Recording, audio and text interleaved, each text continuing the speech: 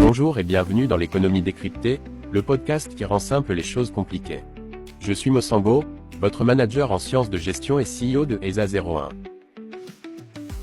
Aujourd'hui, on commence par une question que beaucoup se posent, sans jamais oser demander. C'est quoi un compte en comptabilité? Et comment ça fonctionne? Je vais tout vous expliquer, sans jargon, comme si on était assis autour d'une table avec un stylo et une feuille. Première chose, un compte, c'est comme une fiche. Chaque compte sert à suivre quelque chose dans l'entreprise.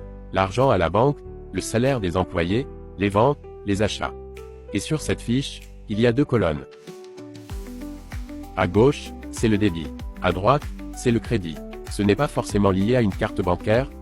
Ici, ce sont des termes comptables, et ils ont leur propre logique. Deuxième chose, il y a deux grandes familles de comptes. Les comptes de patrimoine, qu'on appelle aussi comptes de bilan. Ce que l'entreprise possède. On parle d'actifs exemple, caisse, banque, machine. Et pour ce qu'elle doit, on parle de passifs exemple, dette, emprunt, capital. 2. Les comptes de gestion, qui concernent ce que l'entreprise dépense et ce qu'elle gagne, on a les charges, ce que l'entreprise paye exemple, salaire, loyer, achat. Et les produits, ce qu'elle encaisse exemple, vente de biens ou services. Troisième chose, chaque type de compte avec son comportement. Voici une règle d'or. Exemple, si l'entreprise paye un loyer par sa banque, on débite le compte, loyer, car c'est une charge. On crédite le compte, banque, car l'argent sort de l'actif. Quatrième chose, pas besoin d'être expert pour commencer à comprendre.